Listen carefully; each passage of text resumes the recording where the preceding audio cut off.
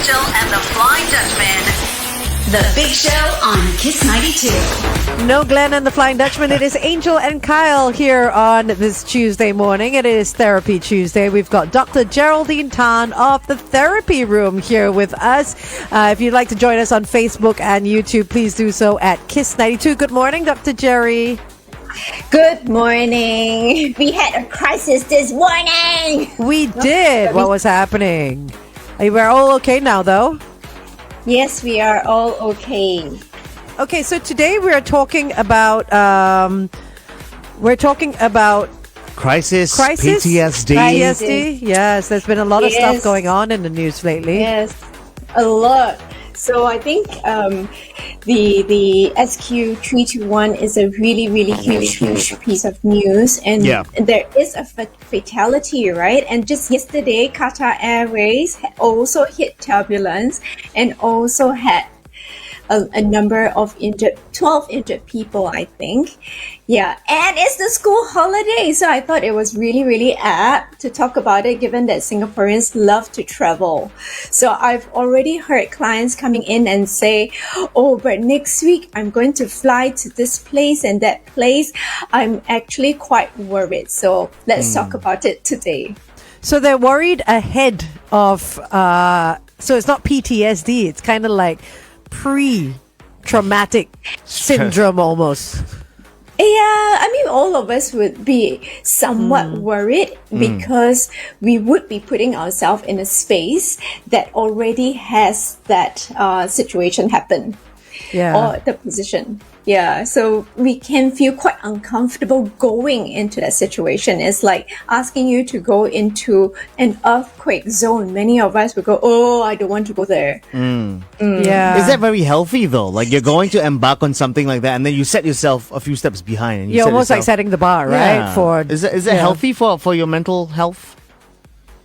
Well, I don't think it's setting the bar. I think it's more being cautious. So our emotions actually keep us safe.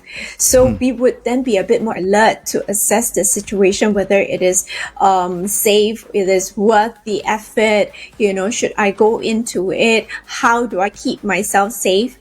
So our brain or the person or the human being is actually a very resilient being actually. Okay, let's talk a little bit more about PTSD, trying to overcome a crisis and what exactly is a crisis on the Big Show TV. Join us on Kiss 92 FM on our YouTube and Facebook right now. Here's Olivia Rodrigo with Obsessed.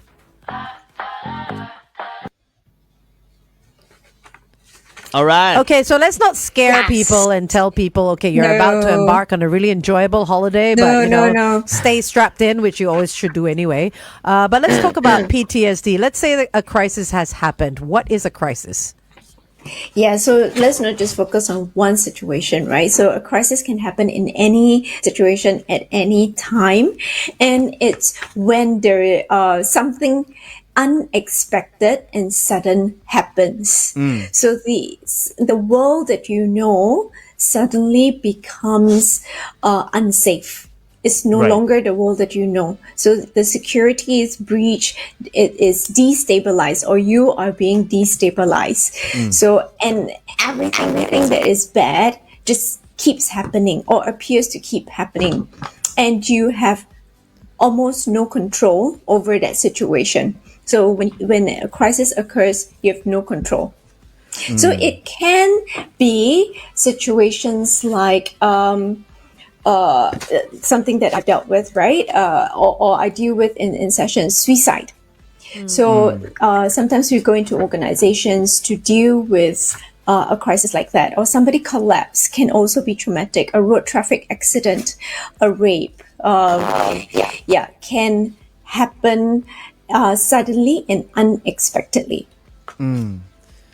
Someone has come on our Facebook, Chen Chao, has said, trauma is not what happens to you, it's how it affects you. That true? Yes, I love that. I love that. So it can happen to someone else also. And yes, it affects us. So he picked up on the point that I say that human beings are very resilient. So most of the time we face different situations, but it doesn't mean that we are traumatized on a daily basis. So so the train can stop. We can grumble about it, we can complain about it. It doesn't mean that we're going to be traumatized about it. But another person can be affected by it and can be traumatized by the same situation. So take a train stopping. I feel claustrophobia. I feel like the world's going to crash down on me. I cannot get to my destination. I cannot see my loved ones. But that's life in general, isn't it? It's the way we react to situations, right? That determine how we move on. Yeah. So crisis is a little bit bigger. And so when we are able to see it, so for all of us, when we read about it, we recognize it as a trauma. So personal traumas are slightly different. That means you can be going through it and you can experience it and you recognize it as a crisis for yourself. So it can happen in the home front, it can happen, in the school front, in the work front. Dr. Jerry, how exactly do you I don't know if you can self-diagnose, but when do you know, okay, yes, I'm having some PTSD. Are there markers for you mentally where you're like, okay, I'm going through this now. This is probably PTSD.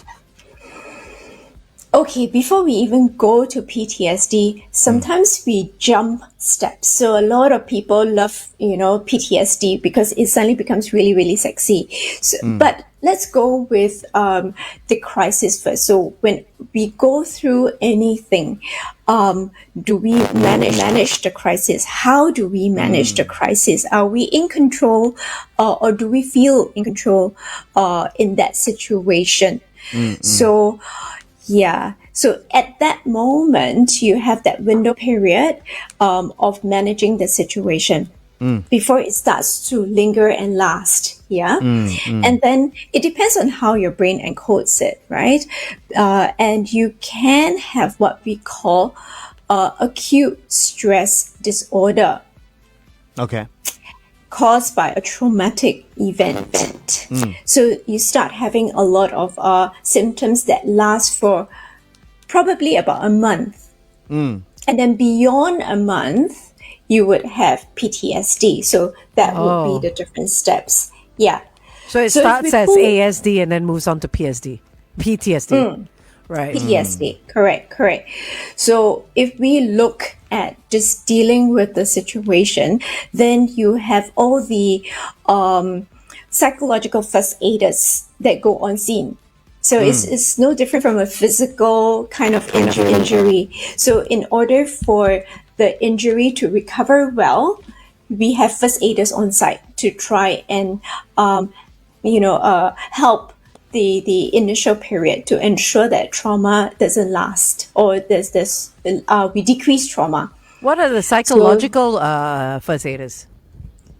Psychological first aiders, actually, they're not clinicians. They go in and ensure that they are able to talk to. So our Red Cross, our Red Cross providers, they are PFA trained. And more you have organizations that train their staff to have the PFA cert. Yeah, so they would then be the first touch to the different people. So I suspect, so those that are working in the airlines as well. Airlines, just stewards, correct me if I'm wrong. I think they also have some PFA training. I know that our SIA crew are quite competent in that, and really proud of them for holding the fort. I hope they're okay. So they would be able to attend to the different people, look out for safety, and then to ensure that they are there for the people who need them and link them up to resources. So a very brief overview of what PFA is. Okay, hang on, Dr. Jerry. We're going to go back for traffic, but I want to just ask you about the first aiders as opposed to the victims and people that go through situations like that, like passengers and stuff like that. Let's go for traffic and then we go back on air. We're with Dr. Geraldine Tan of the Therapy Room, and today we're talking about PTSD, we're talking about crisis management, and we're just talking about PFA, which is psychological first aiders, right? Psychological first aid. First Oh, aid. first Okay, aid. first aid. But I want to talk about the first aiders, like people who Yes. are the first point of touch Yep. or contact for Yep. crisis. Your Yep. air stewardesses, your pilots, your firefighters, your policemen. Yes. Yes. Because they too go through PTSD, I'm sure, not just the victims. Okay, so you're absolutely right. So a lot of people forget that they are also victims themselves. So even if, let's say, I hold a PFA cert, and I'm a victim, it doesn't mean that on the spot I would be able to react or to deliver my service. So sometimes they can. So it really depends on the resilience of the person or how they manage the situation also. But what happens is you have your ground crew coming in. Yeah, so your ground crew who is coming in then becomes the crucial first aiders to assess the situation, to listen to their needs, and to quickly resource whoever that is there. Yeah, because I'm sure it must be quite difficult because, you go through all this training, like as aircrew, policemen, whatever it is, but all of it is a reenactment or a practical. Until you go Yes. through the Until you real actually thing. go through the real thing, because Yeah. I'm sure a lot of Yeah. people, even though they're trained, they freeze or they panic or they pass out And or you go, they just... it's like when you go into the real world and when you really, You see the real blood, you see Yeah. the real gore, you Yeah. see real people injured, getting Yeah. injured. But It you know, must be we're hard. talking about first responders here, and I'm Yeah. seeing things in a slightly different vein. So, Dr. Jerry, do you feel like more organizations need to have more people who are trained in being PFAs? Because if someone who is a PFA is going through a crisis of themselves, they obviously Yeah. can't do their own first aid, let's put it No, that way, yeah, right? yeah. So you need more people to be able to talk to. What's your take on that? Yes. So actually, many more organizations are coming in and jumping on the bandwagon and sending their teams for PFA training. Yeah, but that is really the first touch. So organizations need to recognize that first aiders are first aiders. We do have what we call CISM, Critical Incident Stress Management, where a clinical team goes in there to manage the situation. So they will work with the management team. They will work with what is required in order to do a debriefing, CISD, which is Critical Incident Stress Debriefing, to ensure that productivity is continued in that organization.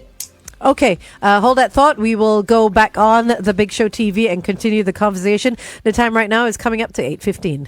Kiss 92 Time Check brought... Hey, Dr. Jerry, you were talking about organizations getting more of their staff, their colleagues and whatnot being trained in PFA. Shouldn't this be done from when people are children? Things like first aid, things. I know you have your Red Cross, your St. John's, your Boy Scouts, your Girl Scouts and all that.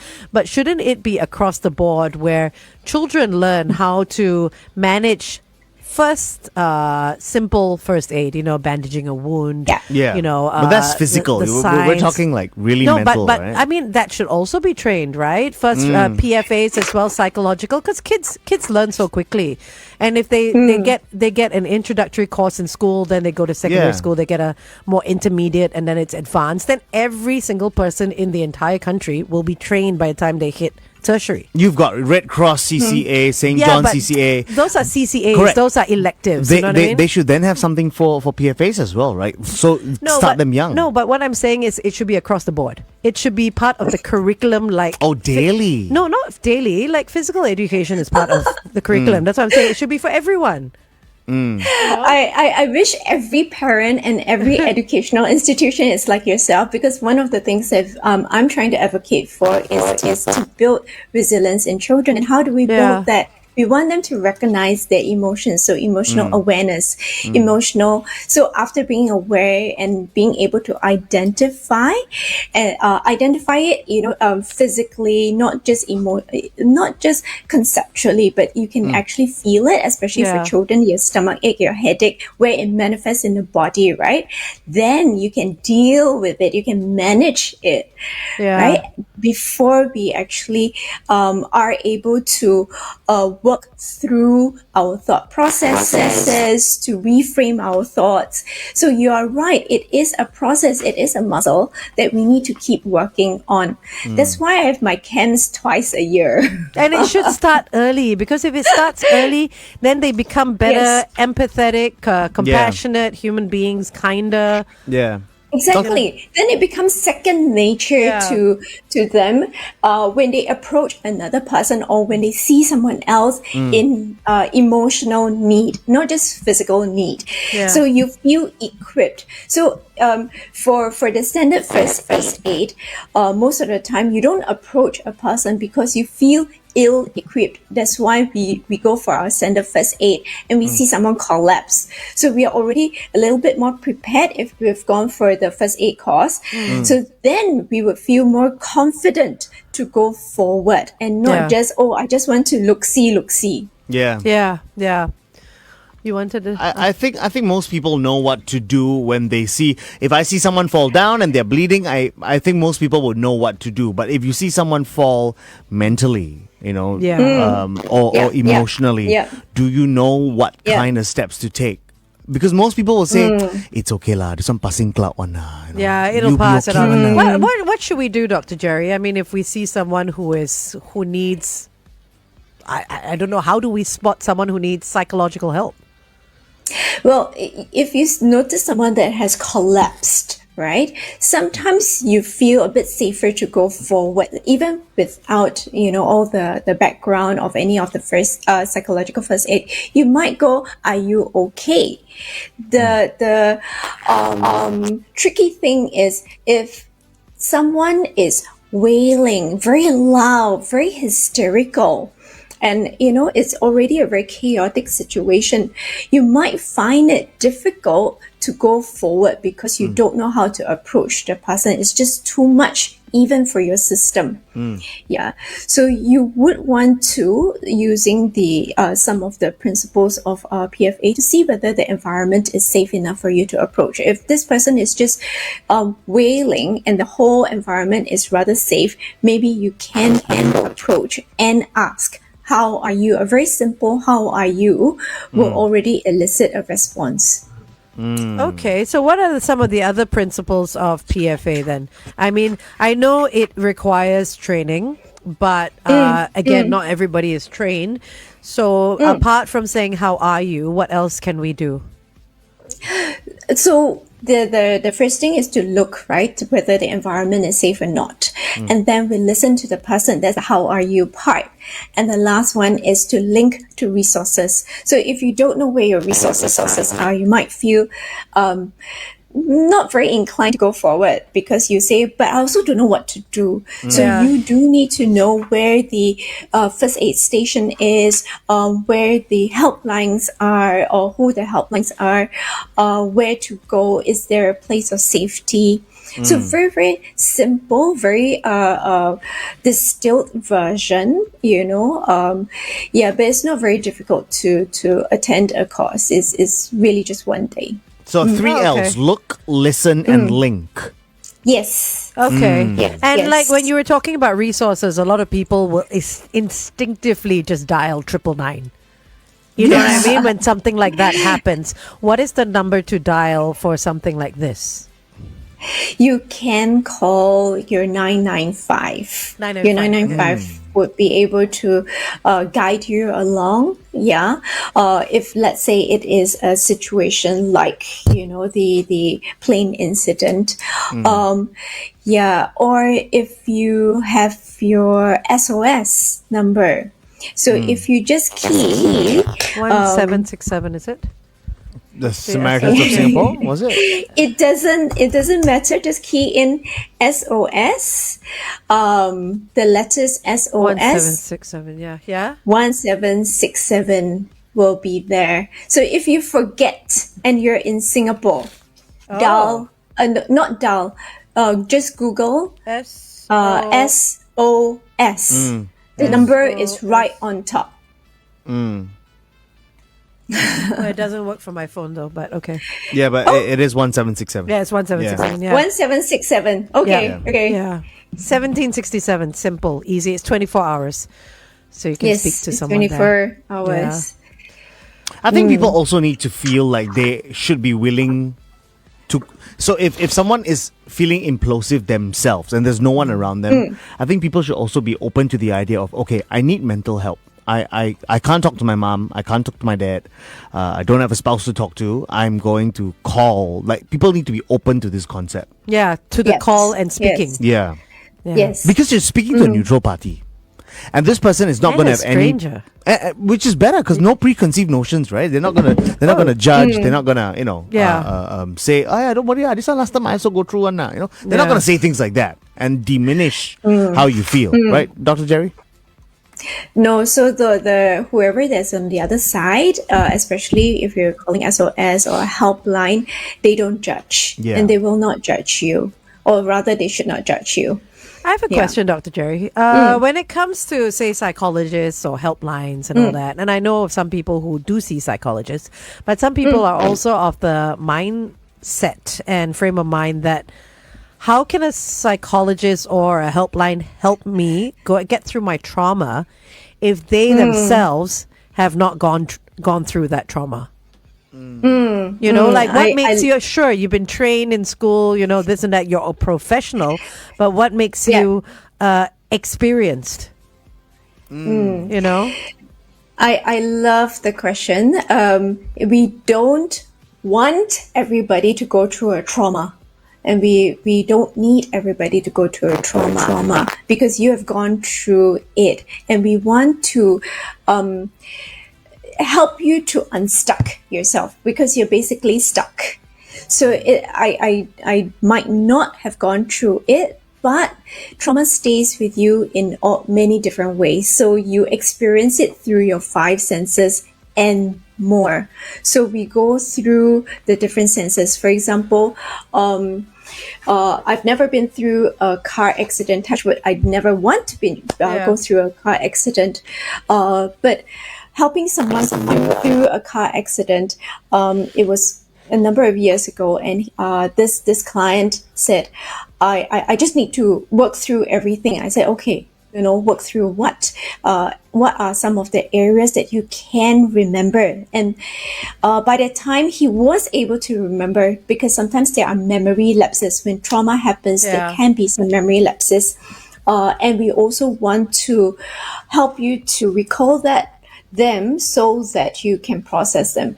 So we were going through the 5 senses, what you smell. Let's talk about the 5 senses on air. Okay. Yeah, I've got something to add to that personal story. All right. It's Therapy Tuesday with Dr. Geraldine Tan. It is Angel and Kyle. And Dr. Jerry, earlier on the Big Show TV, you were talking about working through or helping someone who may have gone through trauma, even though you haven't, by working through the 5 senses. That's right. And we're almost going to have a crisis because I see you're freezing. I hope not. No, we hear you loud and clear. All good. Yeah. Awesome. Okay. Yes. So 5 senses. So take, for example, a car accident that I was walking through with one of the clients, and we were going through the different senses, right? And I said, which sense stood out most for you? And he said, the sound. I said, which sound? So a truck actually crashed into his cab. Yeah. So I thought it was a visual because it was. I thought it was a visual initially because he could describe it beautifully, and it was very, very vivid. I could literally visualize it, but it wasn't the visual. It was actually the auditory sense that really stuck with him. Yeah. And it was the part where they had the chainsaw saw through the taxi. So I was like, oh my goodness. So it wasn't a screeching. So sometimes we assume certain things. So when we talk to our friend, this is something that happens very often. Oh yeah, it must be horrible. The sound, the screeching sound, right? Or the braking, you lurching forward.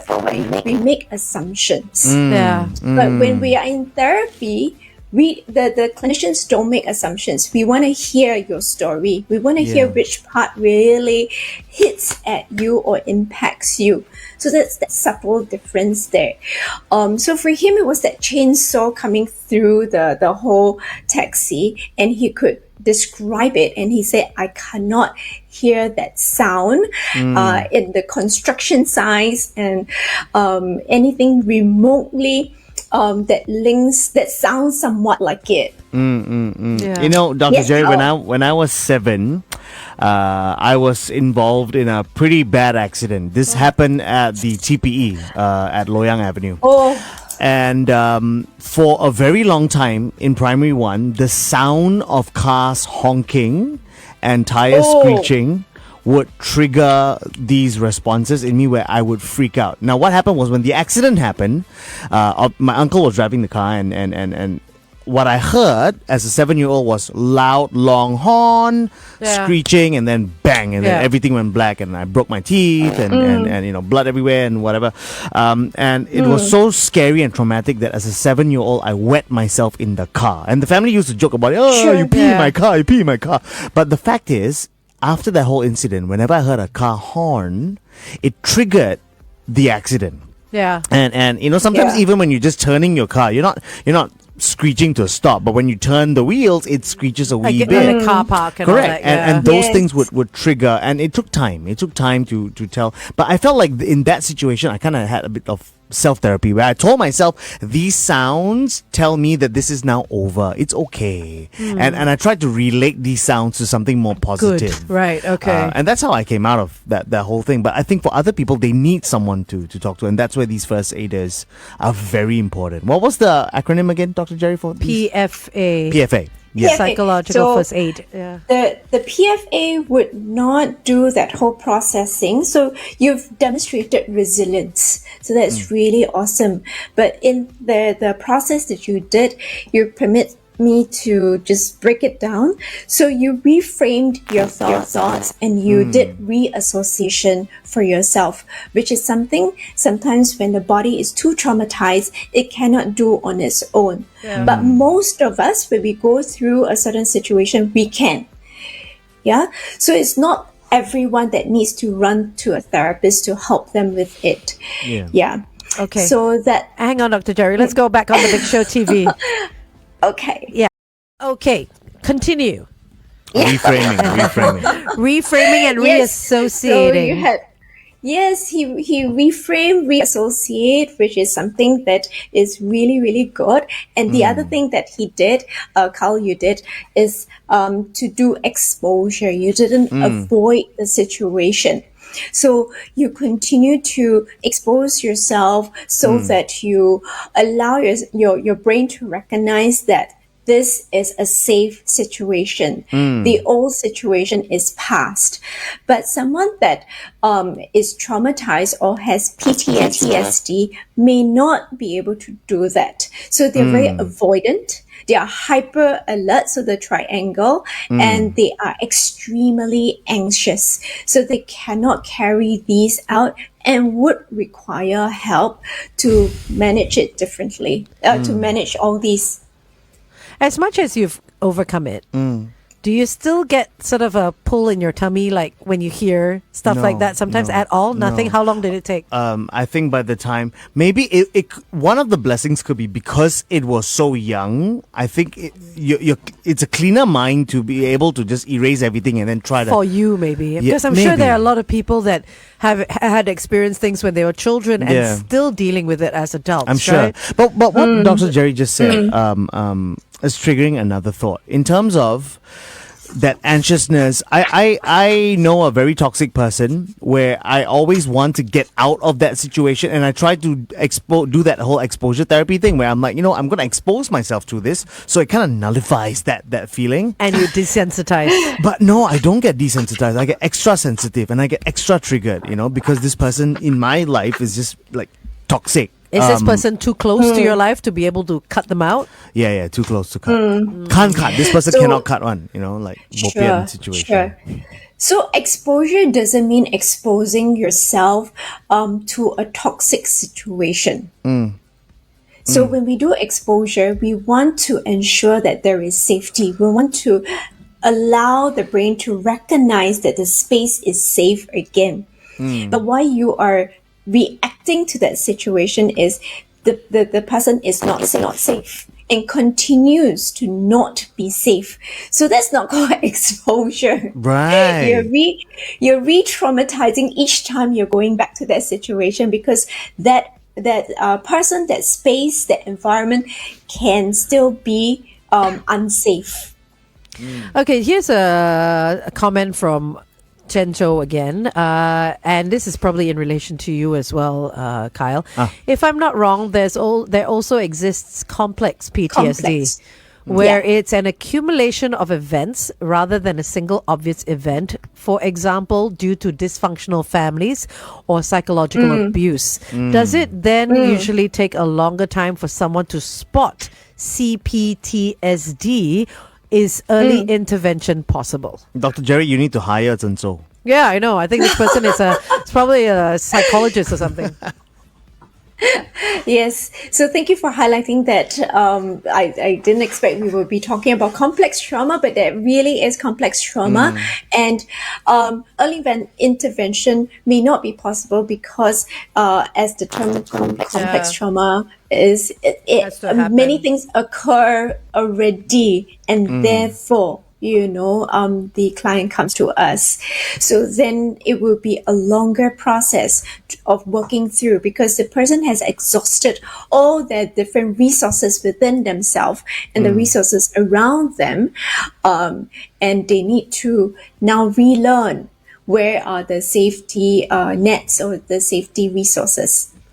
Can a person with complex PTSD then become like what Kyle said?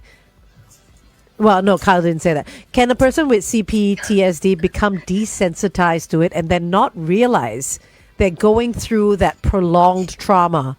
Do you know what I mean? And just sort of like, resulting in just giving up, and just going through it because it's there, because, dysfunctional families, physical abuse, a lot of people don't come out of it. Or are in it for a really, really long time. So can that happen when they're just kind of like resigned to the fact that, this is my life. I'm just going to continue to die inside and no one's here to save me, including myself? I think what you're describing is when they allow the pattern to repeat itself. It doesn't mean that they are happy, but they don't know how to get out of that pattern, and they don't know where to get help to break those patterns. So they permit that pattern to continue. And sometimes it is because it is familiar. If you break out of that pattern, you don't know what else would happen, right? So you continue to have that pattern. So that's where abuse continues to perpetuate, actually. Because it's predictable, right? The pattern is predictable. It is predictable. Yeah. And if you break out of it, you don't know if it's going to trigger whether it's going to be worse or whether it's going to improve. Correct. And sometimes we hear this, especially when they have been abused, family abuse. I feel guilty if anything happens to the perpetrator. And you go like, but everything is happening to you, but you're feeling worried for the perpetrator, and you're worried that something happens to the perpetrator if you break that pattern. So that's even more, it just loads the victim with a lot more of that guilt, a lot more of the intense emotions, and making it harder to break out. Dr. Jerry, assuming there are two people, person A, person B. Person B is the person who's the aggressor, okay? Person A has to be in close proximity with person B. And every time A meets B, A feels like he or she has got all the ammunition ready to go because you're going to attack me, and the very moment you do something and say something, I'm going to go pa, pa, pa, pa, pa, pa. Yeah. How do you desensitize yourself to this? Wait, How do you which get one is the computer? Right, okay. Let's go on Okay, we'll talk about this. on air and talk about it. Yeah. Dr. Geraldine Tan is with us for a last time on air as we talk about PTSD and crisis management. And Kyle has an interesting situation to ask you about. I'll simplify the story. Assuming I have a family member who, every time you see this family member or visit this family member, you feel very attacked all the time, manipulated, attacked, and whatnot. So you've got no choice but every time you see this person, you've got ammunition at the back of your head. You're ready to give. You're ready to explode. You're Comebacks. ready with your comebacks. You're ready to react. Let's put it that way. And this causes other problems because this other person, this family member, might not potentially be wanting to hurt you in that situation, but a simple thing will just trigger it. Exposure is not going to work because the more I expose myself to you, you are just going to irritate me even more, right? Running away is or not seeing this person is not going to help either. Is it a matter of how you react to the situation, though? If you but not don't reacting, let it affect you, but by not letting this person see wait, let me rephrase. By not being affected by this person thinks it's okay to treat him that way. if you ignore the person, does that work, Dr. Jerry? Because it almost sounds like bullying, and with bullying, that's all they want, a reaction from the bullied, right? So if we go with the whole idea of bullies, right? Have we said the word stop? So I love to teach the little ones to say the word stop and then walk away. So sometimes we walk away without saying the word stop. So we ignore the situation without saying stop. So we can give ourselves a voice to say stop.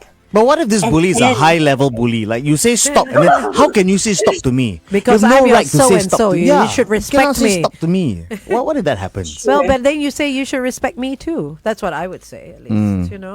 I deserve respect as well. So after you say stop, anything else the person says is not going to be taken because you've already said the word stop. Right. So you've already put the barricade there. You've already put the barrier there. Anything else we can ignore. So that's where you've put your barrier there. So for yourself, it's a verbal stop that is a mental barrier for yourself, not for the other person. I don't bother. We only can control ourselves. We cannot control another person. So we put that mental barrier for ourselves to say stop, and then the person can just go on. It doesn't matter because the stop is for you, not for the other person. And then we walk away. So you have the visual of that metal door coming down. Anything else they say ricochets back to them. Right? Yes. But just to summarize this whole thing, is going to visit this person with all your guns blazing, ready to give your ammunition, is that considered a level of PTSD where you're priming yourself for something to fail because you're already traumatized? If I hear what you're saying, it almost seems like you cannot get out of the situation anyways. So therefore, you are compelled to go back to that situation. Of course, I don't recommend going back to the situation, but it sounds to me like you cannot get out of the situation. So one is to allow yourself to know that you're in control. The other is to resource yourself. You're not alone in the situation because if we look at bullies, I don't know why we gravitated to bullies, but when we look at bullies, they want to isolate you. They want to let you know that you're the only person and that you can receive no help. So you do need to resource yourself. Linking it back to any sort of crisis, please know that you're not alone in that situation. So that's why we always link. We always ensure that there is a community. We always ensure that there are social resources, people around you that can support you. Yeah, I just got to say I'm damn blessed. Okay. You are blessed. Thank you so much, Dr. Jerry. Any words you want to end with? I do. So I'm going to use something from Sir Arthur Conan Doyle, and he's actually a little bit Aspergic. Oh, okay. So he doesn't. You will notice that the Sherlock Holmes or his books don't really have emotions in it. Yeah, so sometimes emotions are too overwhelming. So that's why I chose this phrase. My dear fellow, you may laugh, but I give you my word that I shall be very glad to have you back safe and sound in Baker Street once more. From Sherlock Holmes to Watson's. And that really is how I feel, that I'm glad everybody is on the ground, that they are receiving help. And I hope that whoever that is going through any trauma can come forward so that we can then work with your emotions. Beautiful. Thank you so much, Dr. Jerry. Thanks for that. Actually, coming up, we've got the perfect song for it. But we'll say goodbye to you first, and we'll see you next week. Thanks, Dr. See you. Jerry. Bye-bye. Dr. Geraldine Tan from the Therapy Room SG.